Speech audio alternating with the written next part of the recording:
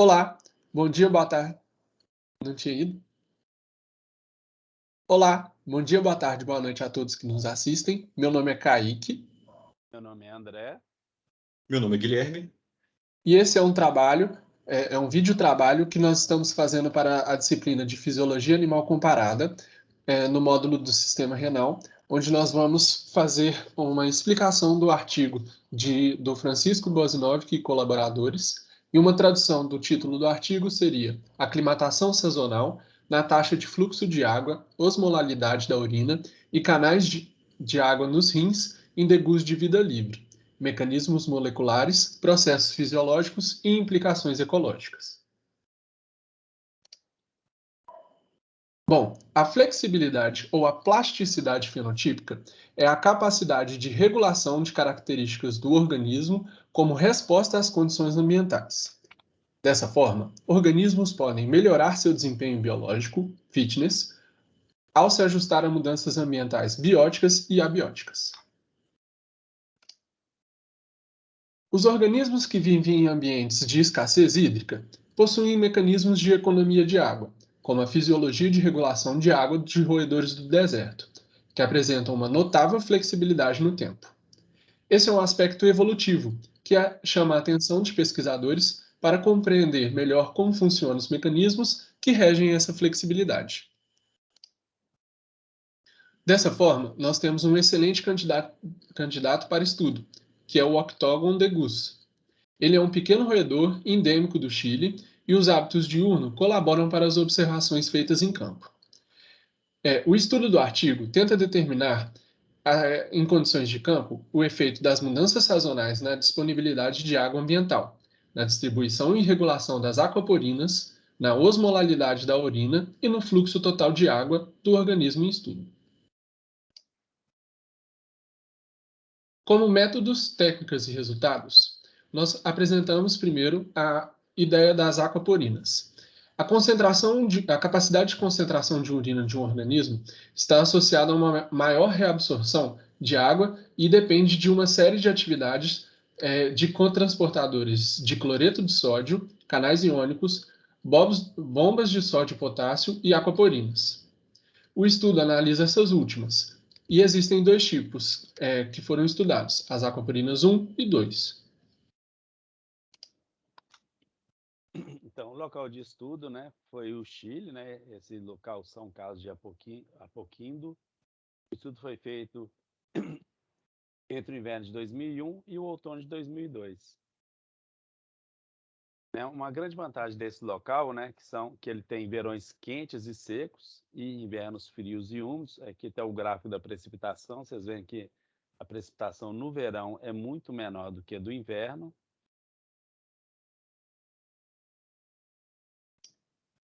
Pode parar.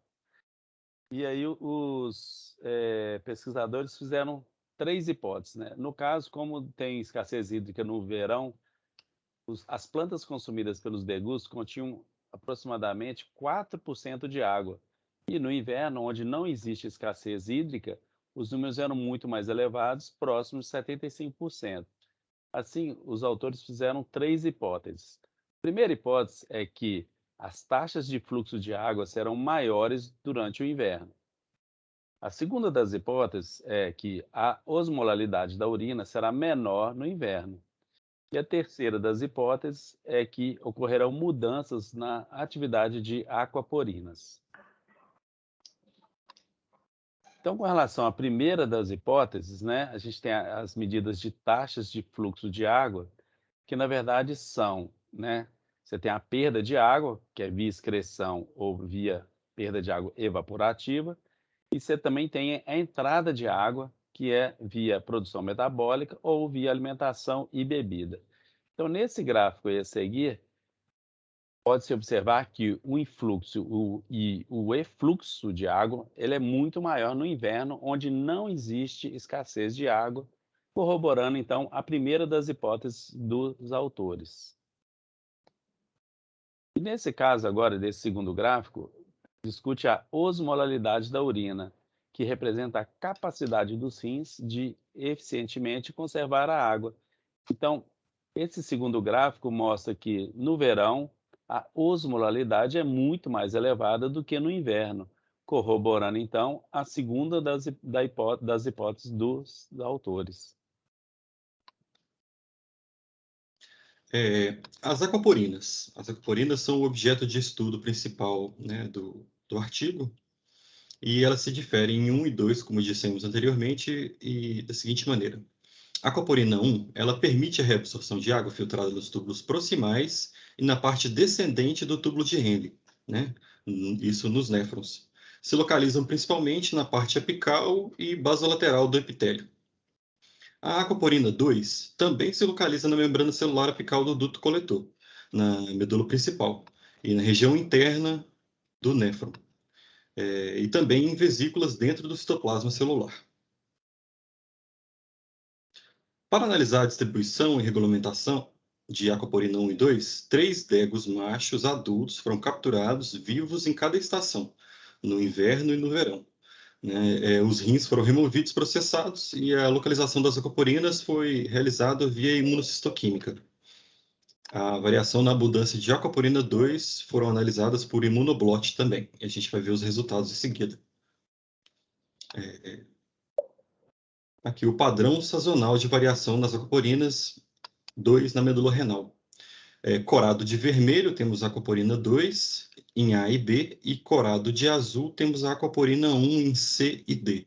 Observa-se que do lado de cá, que é o verão, A e C verão, B e D inverno, no verão temos a expressão de aquaporina 2 muito aumentada com relação ao inverno, mas não há grande diferença na expressão de aquaporina 1 do verão para o inverno.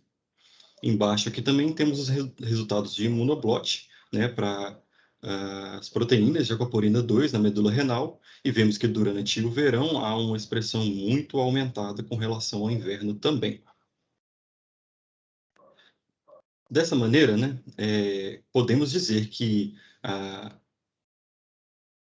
o gráfico anterior, né, desculpe, os resultados anteriores corroboram com a terceira e última hipótese do artigo, né, de que haveria uma diferença na expressão das aquaporinas nas diferentes estações. Sabemos que a vasopressina é o hormônio que participa do mecanismo de concentração de urina pela regulação da aquaporina 2 e age em duas partes.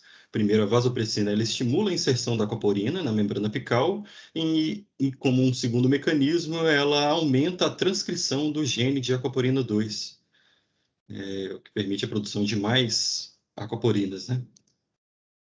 A partir do estudo, podemos sugerir que a flexibilidade fenotípica de roedores que vivem no deserto ela é criticamente importante e pode permitir que os animais superem com sucesso os desafios fisiológicos de ambientes naturais. Os mecanismos de flexibilidade molecular e fisiológica observados podem explicar a capacidade de sobrevivência e colonização do deserto e a superação do ambiente nas estações e anos de baixa pluviosidade em habitats semiáridos. Como no caso, a gente observou que esses roedores possuem essa grande capacidade, mesmo em um ambiente tão extremo, né? Sendo assim, chegamos ao final. Eu agradeço muito a atenção de todos e até mais.